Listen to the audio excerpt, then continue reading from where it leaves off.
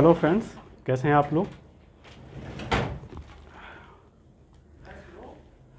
Hello friends, आप सभी का हार्दिक स्वागत और अभिनंदन है टॉपर्स क्लब IAS एकेडमी में मित्रों। फ्रेंड्स, हमारे संस्थान के द्वारा जो है RO प्रारंभिक परीक्षा 2022 और BO परीक्षा प्रारंभिक परीक्षा 2022 के लिए जो है बैच जो है लॉन्च किया गया है मित्रों। आज हम लोग जो है RO परीक्षा 2022 की रणनीतियों पर जो है थोड़ा हम चर्चा करेंगे मित्रों, क्योंकि जो है इस एग्ज़ाम को जो है क्रैक करने के लिए हमारे पास एक सुव्यवस्थित रणनीति होना बहुत ज़रूरी है मित्रों, तभी हम इस परीक्षा को जो है क्रैक कर पाएंगे। और मैं खुद एक अभी कंपटीटर ही हूँ और इस फील्ड से मैं जुड़ा हुआ हूँ और लगातार 2013 से जो है मैं मेंस सारे लिख रहा हूँ और RO भी लगातार मैं मेंस दे रहा हूँ मित्रों। तो मैं अपने अनुभव के साथ में और जो मैंने अभी तक का सीखा है उसके माध्यम से मेरा पूरा प्रयास रहेगा कि मैं जो है इस बार आपका जो है प्रारंभिक परीक्षा में चयन को सुनिश्चित करूँगा मित्रों। तो मित्रों, मेरा नाम सुरेश कश्यप है और आज जो है हम आपके साथ में जीएस में जो एक बहुत बड़ा सेक्शन है इतिहास, हम उसके जो है रणनीतियों पर चर्चा करेंगे कि RO एग्ज़ाम के लिए हमारी प्राचीन भारतीय इतिहास के साथ साथ संपूर्ण इतिहास की रणनीति क्या हो, हमें इतिहास के किस पार्ट पर जो है हमें मुख्य फोकस अपना करना है मित्रों अपने स्ट्रेटजी बनाते समय। तो इन्हीं सब मुद्दों पर हम एक जो है अपना एक मैं एनालिसिस आपके सामने जो है प्रस्तुत कर रहा हूँ। आप लोग इसको ज़रा ध्यान दीजिएगा और इसको ध्यान में रखते हुए ही अपना जो है अध्ययन कीजिएगा। तो फ्रेंड, जैसे कि हम देखें कि RO प्री परीक्षा 2022 के लिए ये रणनीति है मित्रों। अभी हम बाद में BO परीक्षा की रणनीतियों पर भी चर्चा करेंगे, लेकिन फिलहाल पहले मैं RO की बात कर रहा हूँ। तो RO प्री एग्ज़ाम 2022 जो है मित्रों, ये विश्लेषण जो है मात्र अभी इतिहास का है। जैसे GS का पूरा जो टॉपिक है, GS के अंतर्गत इतिहास का ये विश्लेषण है मित्रों। तो यहाँ पर हम देखें तो मोटे तौर पर टोटल जो है हमारे RO एग्ज़ाम में टोटल GS के जो क्वेश्चन आते हैं 140 नंबर के आते हैं मित्रों, और 60 नंबर की हिंदी आती है, यानी टोटल पूर्णांक 200 का होता है और 1/3 नेगेटिव मार्किंग होता है, आप लोगों को पता ही होगा। तो इसमें जो है 140 नंबर है, इसमें मोटे तौर पर अगर हम इतिहास का पिछले ज़्यादा नहीं 10, 12, 15 वर्षों का विश्लेषण करने की आवश्यकता नहीं है, करंट ट्रेंड का हम विश्लेषण करेंगे। 3-4 वर्षों का, हम 4 वर्षों का लेकर हम अध्ययन करना चाहेंगे कि आखिर में आयोग का क्या पैटर्न है, आयोग का क्वेश्चन जो पूछने का तरीका क्या है और कहाँ से वो कैसे जो है प्रश्नों को उठा रहा है, किस सेक्शन पर हमें जो है इतिहास का अध्ययन करते समय किस सेक्शन पर हमें ज़्यादा फोकस करना है।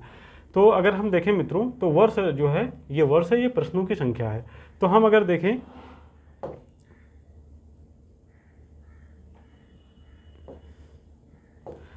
मित्रों तो 2014 में अगर हम देखें तो यहाँ पर नंबर ऑफ क्वेश्चन जो थे वो 20 क्वेश्चन जो है पूछे गए थे पूरे इतिहास से, मतलब जिसमें एंशिएंट हिस्ट्री, मिडिवल हिस्ट्री और मॉडर्न हिस्ट्री आपकी कवर होती है। इसमें टोटल 20 क्वेश्चन थे। 2016 की अगर हम बात करें तो मोटे तौर पर यहाँ से 25 क्वेश्चन पूछे गए थे मित्रों, बहुत ज़्यादा था। 2017 की बात करें तो मोटे तौर पर जो है यहाँ से 23 क्वेश्चन पूछा गया था मित्रों, और 2021 जो था यहाँ पर मोटे तौर पर जो है 20 क्वेश्चन जो है पूछा गया था मित्रों। तो मोटे तौर पर अगर हम देखें तो इन 4 वर्षों में जो है total number of question 88 question पूछे गए हैं। अगर हम सारे जोड़ें तो एग्रीगेट ये 88 आएगा मित्रों। अगर 88 को अगर हम 4 से भाग करें तो हमें औसत पता चल जाएगा। तो औसत अगर हम निकाल कर देखें तो ऑन एवरेज जो है 22 क्वेश्चन जो है प्रति वर्ष जो है मित्रों मतलब पूरे इतिहास से निकल कर आते हैं।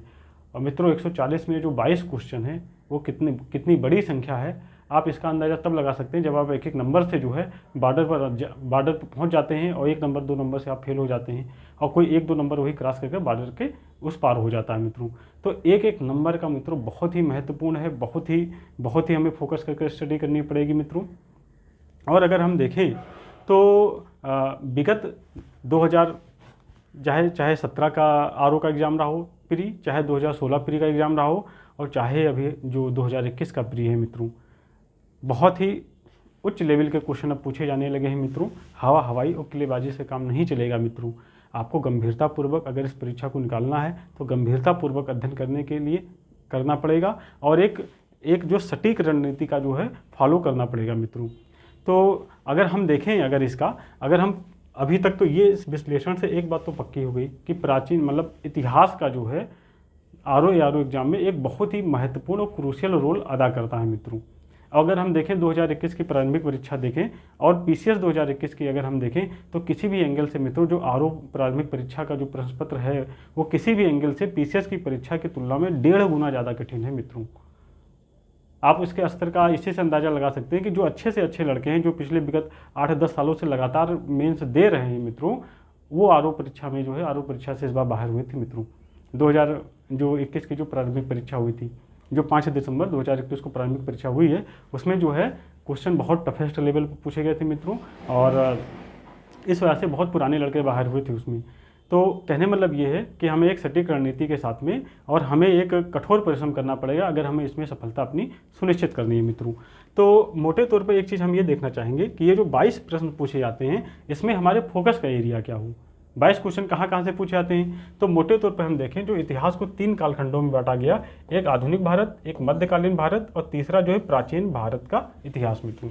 तो हम ये देखें कि जो ये 22 प्रश्न मोटे तौर पर जो औसतन पूछे जा रहे हैं, इसमें से जो आधुनिक भारतीय इतिहास के लगभग 50% क्वेश्चन पूछे जा रहे हैं। कोई भी इसका आप उठाएंगे तो अगर 25 क्वेश्चन पूछा गया है तो करीब 12-13 क्वेश्चन आधुनिक भारत से और बाकी 5-6 क्वेश्चन एंशिएंट हिस्ट्री से, 5-6 क्वेश्चन मिडल हिस्ट्री से। अगर 20 क्वेश्चन है तो मोटे तौर पर 10 क्वेश्चन का मॉडर्न हिस्ट्री का वेटेज रहता है और 5 क्वेश्चन मान के 4 से 5 क्वेश्चन एंशिएंट हिस्ट्री और 4 से 5 क्वेश्चन मिडल हिस्ट्री। तो मोटे तौर पर अगर हम 22 क्वेश्चन का अगर हम एनालिसिस करें तो इसमें मोटे तौर पर जो है 11 प्रश्न जो है मित्रों आपके कहाँ से पूछे जाएंगे, आधुनिक भारत से बैठते हैं, और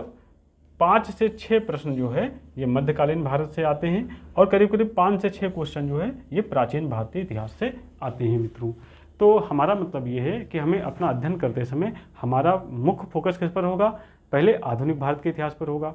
फिर मध्यकालीन इतिहास, फिर प्राचीन भारत का इतिहास, या प्राचीन और मध्यकालीन भारत का इतिहास का लगभग इक्वल वेटेज होता है मित्रों, और आधुनिक भारत का इतिहास का उससे जस्ट डबल लगभग, दोनों को जो प्राचीन भारतीय इतिहास और मध्यकालीन भारतीय इतिहास का जितना वेटेज दोनों मिलाकर होता है उतना वेटेज मित्रों सिर्फ आधुनिक भारतीय इतिहास का होता है। तो कहने का तात्पर्य ये है कि आपने जब आप रणनीति बनाएं तो आधुनिक भारतीय इतिहास पर आपका फोकस थोड़ा सा ज़्यादा होना चाहिए और उसके बाद प्राचीन और मध्यकालीन भारत के इतिहास पर जो है होना चाहिए। तो मित्रों इन्हीं सब सारी चीज़ों को ध्यान में रखते हुए मित्रों हमारे संस्थान जो टॉपर साइंस क्लब एकेडमी है उसके द्वारा जो है मित्रों आर परीक्षा 2022 के लिए कोर्स डिजाइन किया गया है मित्रों, और जिसमें प्राचीन भारतीय इतिहास के साथ में कक्षाएं जो है प्रारंभ हो चुकी हैं मित्रों। और इस पर जो है लगातार मित्रों अगर आप इस बैच को ज्वाइन करते हैं तो आपको जो है पूरा मतलब सारे कोर्स का पूरा फ्री लेक्चर आपको मिलेगा ही मिलेगा अगर आप पेड कोर्स ज्वाइन करते हैं, और साथ ही साथ मित्रों जो है उसका जो study material complete study material मिलेगा जिसमें आपको कहीं कुछ भी अलग नहीं जाना है, कुछ भी नहीं करना है, ठीक है। तो और अगर आप एक और बिना निवेदन है कि अगर आप हमारे बैच को पेड कोर्स नहीं भी ज्वाइन करने में सक्षम है या नहीं भी ज्वाइन कर पा रहे हैं तो कोई आवश्यकता नहीं है मित्रों, आप मत ज्वाइन कीजिए। बस एक आपसे यही निवेदन है कि जो भी यहाँ क्लास में जो कक्षाएँ क्लास में जो यहाँ पढ़ाया जाए, जो यहाँ बोर्ड पर लिखाया जाए या जो यहाँ समझाया जाए, उनको आप साथ साथ में नोट करते रहिए। उनका अपना एक जो है नोट्स बना लीजिए और उस क्लास के साथ साथ में अपने नोट्स को जो है रिवाइज करते रहिए। अब चूँकि क्लास बहुत समराइज क्लास है, बहुत सारी क्लासेस में सारे जीएस के history, geography, polity, environment, economy और उसके बाद यूपी स्पेशल, करंट, तो सारी चीज़ों का जो है इसमें पढ़ाया जाएगा, तो मैटर बहुत ज़्यादा हो जाएगा आपका। लेकिन अगर आप इतना करने में सक्षम हैं मित्रों तो कोई दिक्कत नहीं, आप इसको करिए और आपकी सफलता सुनिश्चित है, कोई रोक नहीं पाएगा। और हम सब लोग और हमारी संस्थान पूरी टीम आपके साथ में लगी हुई है मित्रों। और हाँ, एक बात और भी है, अगर आप इस पेड कोर्स को ज्वाइन करते हैं तो आपको इतना मैं आपको आश्वस्त करूंगा मित्रों कि हमारे नोट्स से जो हम पढ़ाएंगे उस लेक्चर को आपको करना है, और प्लस हम जो यहाँ पर जो हमारा यहाँ संस्थान के द्वारा नोट्स दिया जाएगा उससे बाहर आपके प्रश्न नहीं आएंगे, उसके बाहर आपको भटकना नहीं है। हाँ, उसके साथ एक काम आप ये कर सकते हैं कि जो 11th की जो NCERT आती है, कक्षा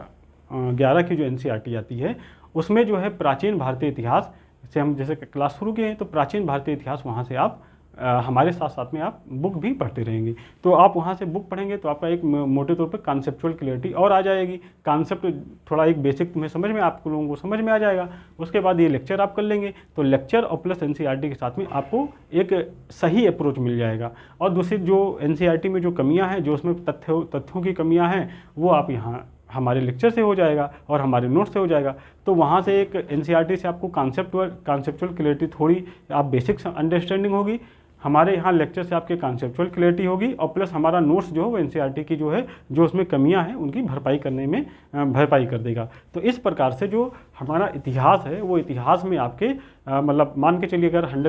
अगर मान के चलिए मित्रों 100% की तो मैं गारंटी नहीं लेता हूँ, लेकिन 95% से क्वेश्चन में फंसाऊँगा, इस बात की पूरी गारंटी है मित्रों। तो अगर मित्रों आपको हमारे ये लेक्चर ये समझ में आया है, आपको अच्छा लगा मित्रों, तो इसे लाइक कीजिए, सब्सक्राइब कीजिए, बेल आइकन को प्रेस कीजिए, जिससे हमारे संस्थान के वीडियो आपको सतत रूप से मिलते रहें और आप लगातार पढ़ते रहिए। जय हिंद मित्रों, हमारा संस्थान आपके साथ पूरा सहयोग करेगा, कंधे से कंधा मिलाकर। थैंक यू मित्रों, धन्यवाद।